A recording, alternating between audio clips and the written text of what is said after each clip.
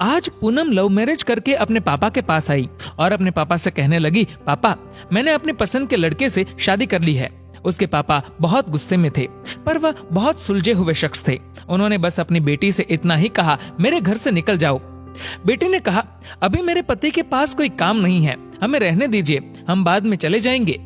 पर उसके पापा ने एक नहीं सुनी और उसे घर से बाहर कर दिया। कुछ साल बीत गए। अब पूनम के पापा नहीं रहे और दुर्भाग्यवश जिस लड़के से पूनम ने शादी की थी वह भी उसे धोखा देकर भाग गया। पूनम की एक लड़की और एक लड़का था। पूनम खुद का एक रेस्टोरेंट चला रही थी जिससे उसका जीवन यापन हो रहा था।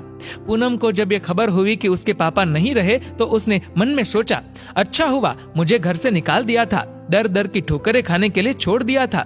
मेरे पति के छोड़ जाने के बाद भी मुझे घर नहीं बुलाया। मैं तो नहीं जाऊंगी उनकी अंतिम यात्रा में। पर उसके ताऊजी ने कहा कि पूनम हो आओ, जाने वाला शख्स तो चला गया, अब उनसे दुश्मनी कैसी।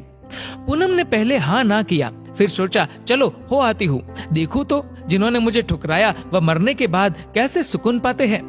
पूनम जब अपने पापा के घर आई तो सब उनकी अंतिम यात्रा की तैयारी कर रहे थे, पर पूनम को उनके मरने का कोई दुख नहीं था।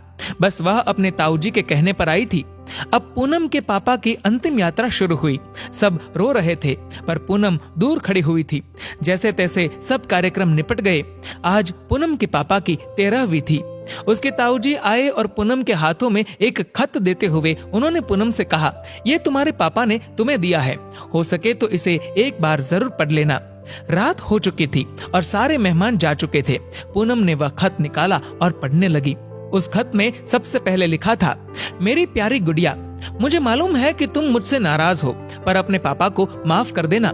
मैं जानता हूँ तुम्हें मैंने घर से निकाल दिया था, तुम्हारे पास रहने की जगह नहीं थी, तुम दर दर की ठोकरें खा रही थी, पर मैं भी उदास था। तुम्हें कैसे बताऊं? याद है तुम्हें जब तुम 5 साल की थी तब तुम्हारी माँ हमें छोड़कर चली गई थी। तब तुम कितना रोती थी, मेरे बिना सोती नहीं थी, रातों को उठकर रोती थी।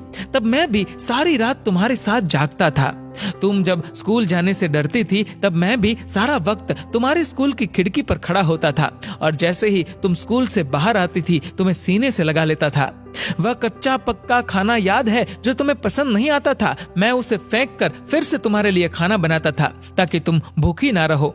याद है तुम्हें जब तुम्हें बुखार आता था तो मैं सारा दिन तुम्हारे पास बैठा रहता था, मन ही मन रोता था पर तुम्हें हंसाता था ताकि तुम ना रो, वरना मैं रो पड़ता था। वो तुम्हारी पहली बार हाई स्कूल की परीक्षा तुम रात भर पढ़ती थी और मैं सारी रात तुम्हें चाय बनाकर देता था। याद है तुम्हें तुम्हारी पहली जीन्स और छोटे कपड़े, वह गाड़ी, सारी कॉलोनी एक तरफ थी कि ये सब नहीं चलेगा, लड़की छोटे कपड़े नहीं पहनेगी, पर मैं तुम्हारे साथ खड़ा था, किसी को तुम्हारी खुशी में बाधा बनने नहीं दिया। तुम्हारा वह रातों को देर से घर आना, डिस्को जाना, लड़कों के साथ घूमना, इन सब बातों को कभी मैंने गौर नहीं किया, क्योंकि तुम जिस उम्र में थी उस उम्र में ये सब थोड़ा बहुत होता है। पर एक दिन तुम ऐसे लड़के से शादी कर घर आई, वह भी उस लड़के से जिसके बारे में तुम्हें कुछ भी पता नहीं था। तुम्हारा पापा हूँ, मैंने उस लड़के के बारे में सब पता किया। उसने न जाने वासना और पैसों के लिए कितनी लड़कियों को धोखा दिया था, पर तुम तो उस वक्त प्रेम में अंधी थी। तुमने मुझसे नहीं पूछा और सीधी शादी करके आ गई। मेरे कितने अरमान थे कि तुम्हें डोली में बिठाऊं, चांद सितारों की तरह तुम्हें सजाऊं, ऐसी धूमधाम से शादी करूं कि लोग बोल पड़े कि वह देखो शर्मा जी जिन्होंने अपनी बच्ची को इतने नाजों से अकेले पाला है। पर तुमने मेरे सारे ख्वाब तोड़ दिए। खैर, इन सब बातों का अब कोई मतलब नहीं है। मैंने तो तुम्हारे लिए खत इसलिए छोड़ा कि तुमसे कुछ बात कह सकूं। मेरी गुड़िया, अलमारी में तुम्हारी माँ के गहने और मैंने जो तुम्हारी शादी के लिए गहने खरीदे थे वह सब रखे हैं। 3-4 घर और कुछ जमीनें हैं। मैंने सब तुम्हारे और तुम्हारे बच्चों के नाम कर दिया है। कुछ पैसे बैंक में है जो तुम बैंक जाकर उसे निकाल लेना। और आखिर में बस इतना ही कहूंगा, मेरी गुड़िया, काश तुमने मुझे समझा होता। मैं तुम्हारा दुश्मन नहीं था, तुम्हारा पापा था, वह पापा जिसने तुम्हारी माँ के मरने के बाद भी दूसरी शादी नहीं की। लोगों के ताने सुने, गालियां सुनी, न जाने कितने रिश्ते ठुकराए, पर तुम्हें दूसरी माँ से कष्ट ना हो इसलिए खुद की ख्वाहिशें मार दी। अंत में बस इतना ही कहूंगा, मेरी गुड़िया, जिस दिन तुम शादी के जोड़े में घर आई थी ना, तुम्हारा बाप पहली बार टूटा था।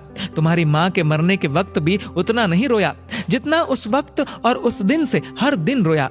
इसलिए नहीं कि समाज, जात, परिवार, रिश्तेदार क्या कहेंगे, बल्कि इसलिए कि जो मेरी नन्ही सी गुड़िया सुसु तक करने के लिए सारी रात मुझे उठाती थी, पर शादी का फैसला लेते वक्त मुझे एक बार बताना भी जरूरी नहीं समझा। गुड़िया, अब तो तुम भी माँ हो। औलाद का दर्द, खुशी क्या होती है, वो जब दिल तोड़ते हैं तो कैसा लगता है, तुम अब महसूस कर सकती हो। लेकिन मैं ईश्वर से प्रार्थना करूंगा कि तुम्हें कभी भी ये दर्द ना देखना पड़े। एक खराब पिता ही समझकर मुझे माफ कर देना मेरी गुड़िया। तुम्हारे पापा अच्छे नहीं थे जो तुमने उसे इतना बड़ा दर्द दिया। खत यहीं समाप्त करता हूँ, हो सके तो मुझे माफ कर देना। और खत के साथ एक ड्राइंग लगी हुई थी जो खुद कभी पूनम ने बचपन में बनाई थी, और उसमें लिखा था, आई लव यू मेरे पापा।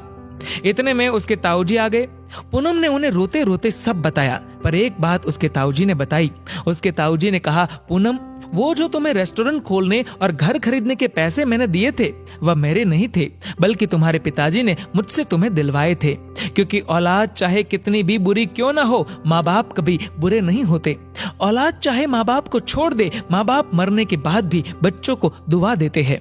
दोस्तों, पूनम के पापा को सुकून मिलेगा या नहीं मुझे नहीं पता, पर उस खत को पढ़ने के बाद शायद सारी जिंदगी पूनम को सुकून नहीं मिलेगा।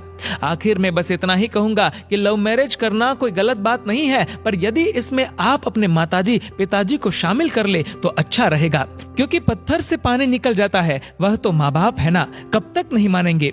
हर पिता की एक इच्छा होती है अपनी बेटी को अपने हाथों से डोली में विदा करने की। हो सके तो उसे एक सपना मत रहने दीजिए और सदैव अपने माता पिता का आदर करे।